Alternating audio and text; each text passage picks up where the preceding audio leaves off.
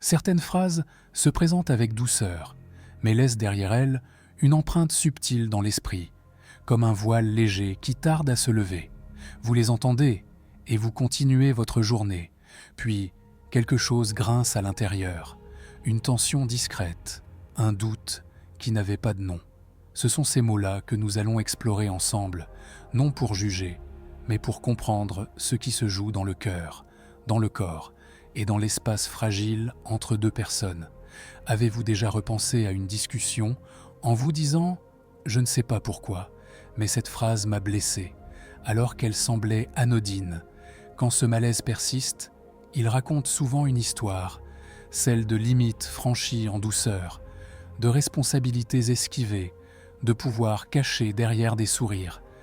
Reconnaître ces signaux, c'est reprendre la main sur votre paix intérieure, c'est honorer cette intuition fine qui murmure quand quelque chose n'est pas aligné. Cette vigilance douce n'a rien de froid, elle protège, elle clarifie, elle permet d'aimer avec lucidité et présence. Le psychologue suisse Carl Jung parlait de l'ombre, cette partie enfouie qui contient des facettes que nous préférons ignorer. Quand elles ne sont pas reconnues, elles remontent à la surface sous la forme de scénarios répétitifs, souvent dans la relation amoureuse. Nous croyons lire une situation alors que nous regardons un reflet, un jeu de projection, un besoin de contrôle dissimulé. Mettre de la lumière sur les mots, c'est donc déjà transformer la dynamique, car le langage révèle les croyances et les intentions. Et dans le quotidien, les phrases ne sont jamais que des phrases, elles deviennent des actes, des positions, des choix qui sculptent votre estime et votre liberté. Avant d'aller plus loin, posez-vous une question simple. Quand je me sens petite après une discussion, est-ce vraiment parce que j'ai tort ou parce que l'on me pousse à douter de moi? Et une autre question suit, est-ce que ma respiration se raccourcit quand j'entends certains mots? Est-ce que mes épaules se crispent? Est-ce que mon corps me dit non alors que ma tête cherche des excuses? Ces signaux somatiques ne vous trompent pas, ils vous ramènent au réel. Ils vous invitent à poser un cadre qui protège votre énergie. Respirez lentement, ralentissez la voix, nommez le fait sans dramatiser et observez si l'autre accueille ou esquive. C'est souvent là que tout se joue. Avant de poursuivre, permettez-moi une seconde pour vous dire pourquoi votre soutien compte. Si cette approche vous aide, abonnez-vous et activez la cloche.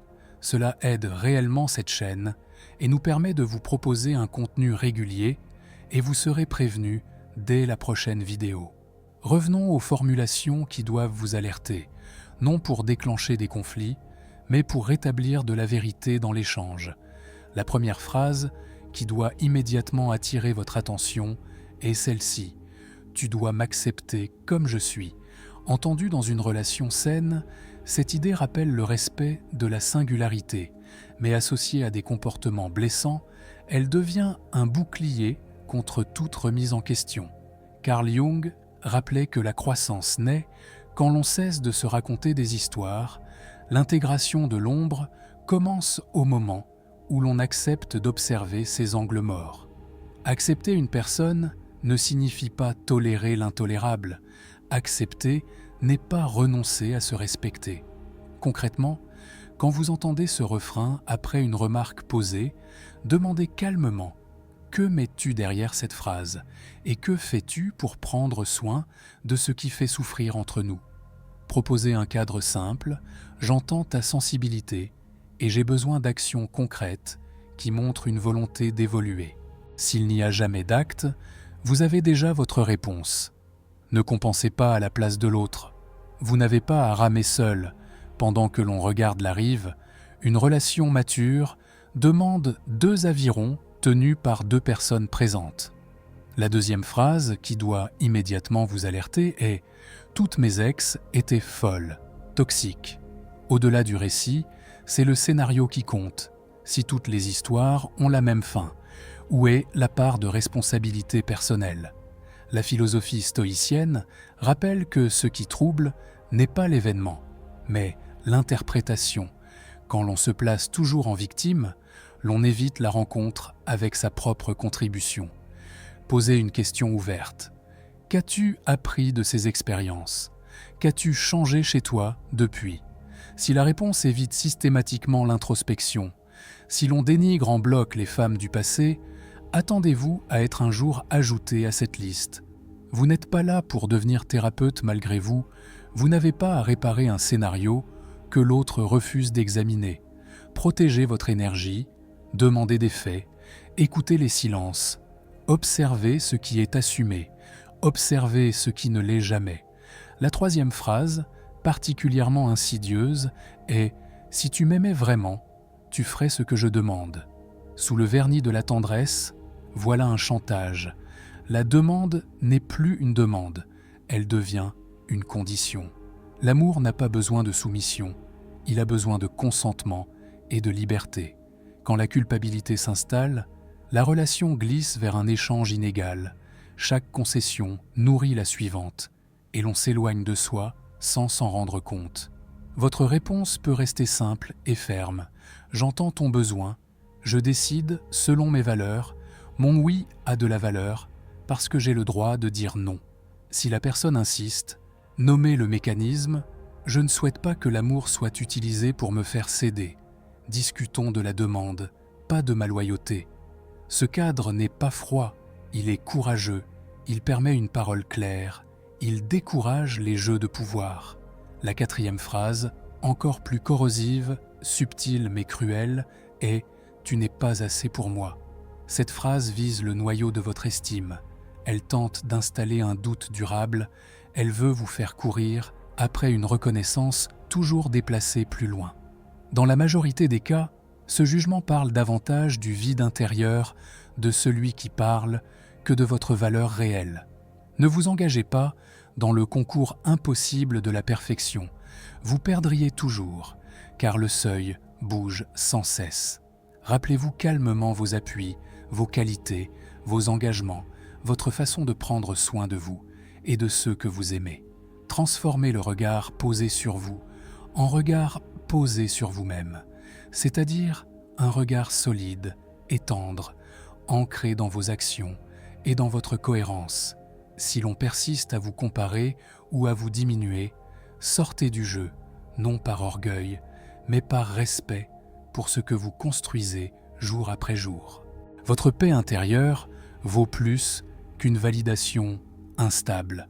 Et maintenant, nous arrivons à la dernière phrase, peut-être la plus dangereuse de toutes. Fais ce que tu veux, dit sur un ton passif-agressif. Ce n'est pas une permission, c'est un piège. Tout choix deviendra reproche.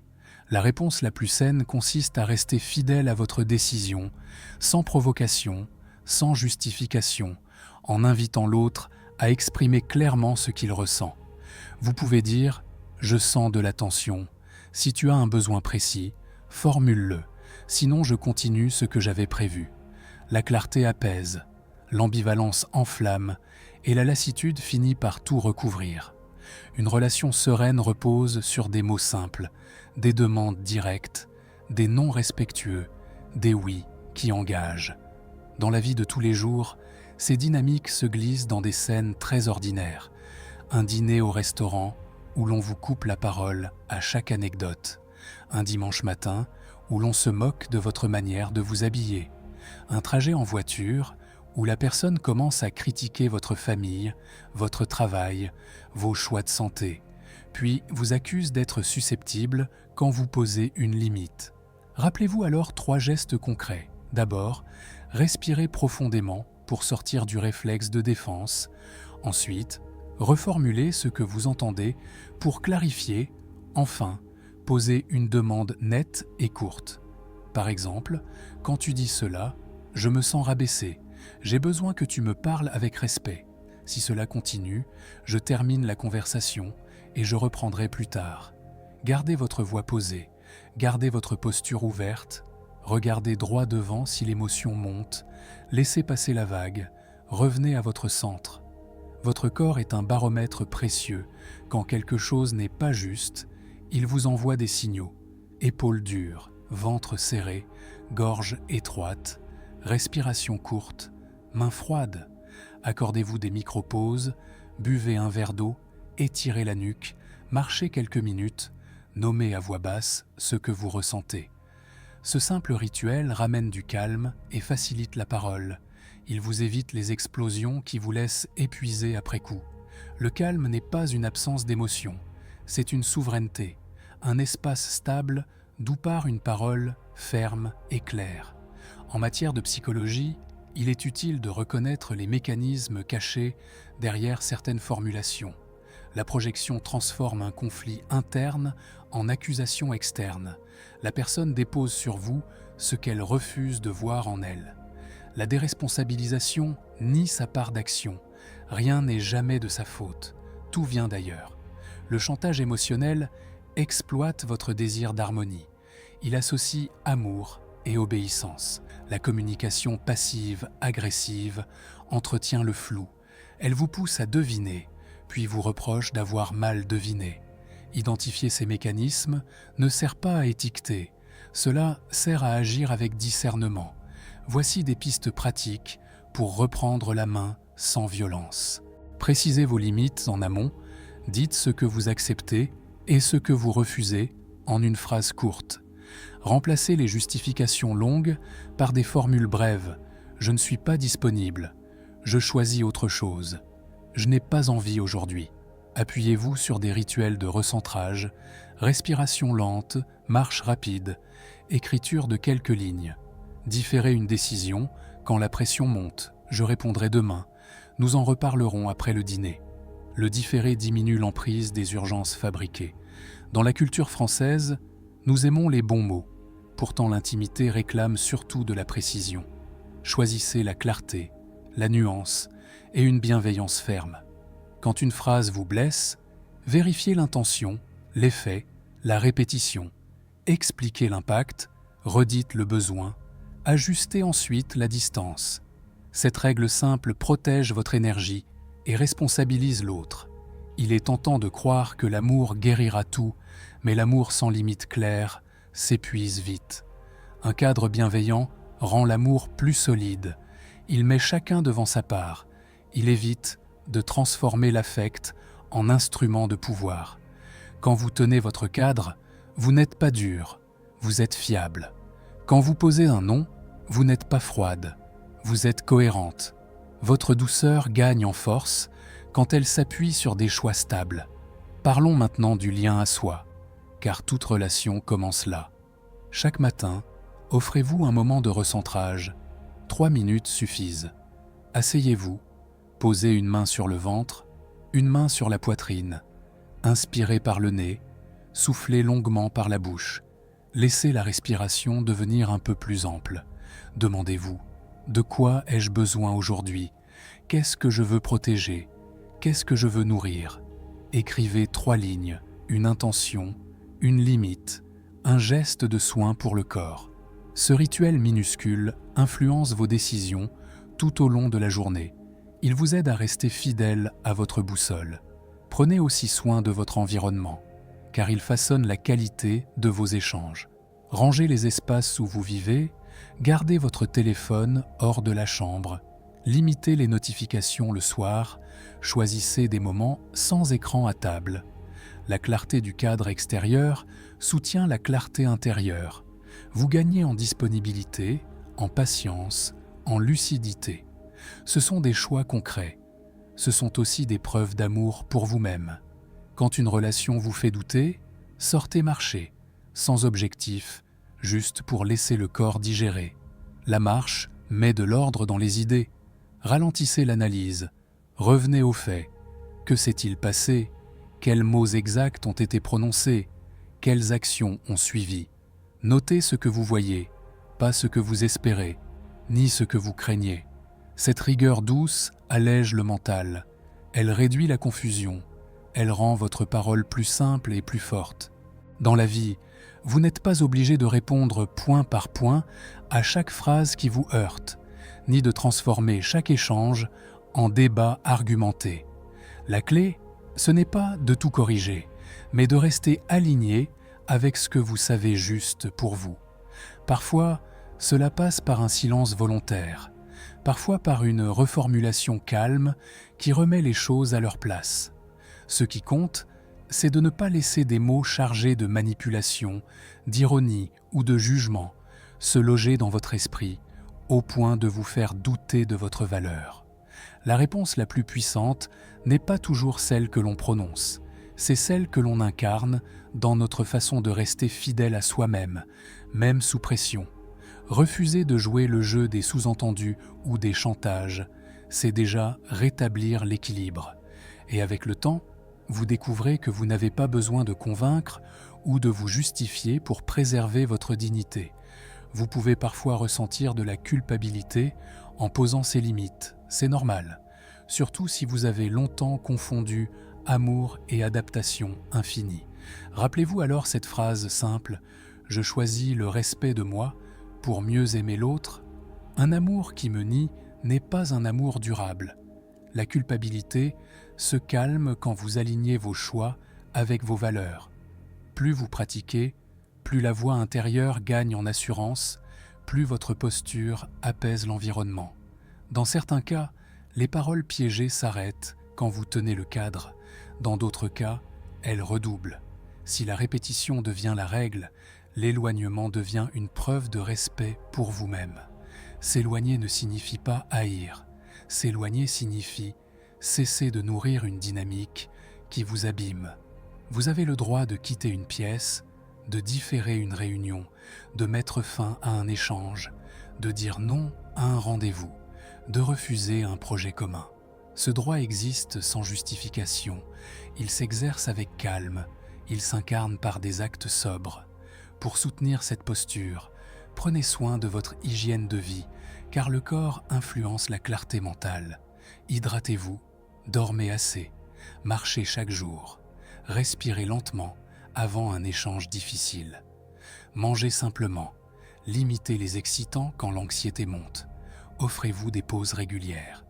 Un corps apaisé soutient une parole claire et une présence stable. N'oubliez pas la joie, elle n'est pas un luxe, elle est un socle. Chantez, dansez quelques minutes, prenez la lumière du matin, laissez un sourire détendre le visage. La joie ne nie pas la complexité de la vie, elle vous rend plus solide pour l'affronter. Dans une relation équilibrée, chacun nomme ses besoins, assume sa part, accepte l'imperfection et répare. Nourrissez ce lien quand ces signes sont présents. Il est précieux. S'il manque malgré vos efforts, admettez la réalité. Vous n'êtes pas obligé de rester. La lucidité ouvre une porte et vous ramène à vous. Pour conclure, rappelez-vous que les phrases qui semblent inoffensives peuvent dévoiler une mécanique profonde. Accepter n'est pas subir, aimer n'est pas s'oublier, dialoguer n'est pas se justifier sans fin. Votre corps sait, votre intuition sait, et votre raison le confirme quand vous alignez les faits. Protégez votre paix comme un trésor, car d'elle dépend votre clarté, votre santé, votre capacité à aimer et à créer. Lorsqu'un mot vous enferme, choisissez-en un qui vous libère. Si une phrase vous rapetisse, préférez celle qui vous redresse. Et face à un discours qui vous embrouille, optez pour la simplicité. Un non clair, un oui plein ou un silence qui vous rassemble. Merci d'avoir pris ce temps pour vous, pour votre esprit, pour votre cœur et pour ce chemin vers plus de clarté. Si cette vidéo vous a aidé, abonnez-vous et activez la cloche de notification pour continuer à recevoir des contenus qui nourrissent votre force intérieure. Partagez en commentaire une phrase que vous avez décidé de ne plus accepter. Votre retour inspirera certainement une autre femme qui en a besoin aujourd'hui. Prenez soin de vous, avec douceur et détermination.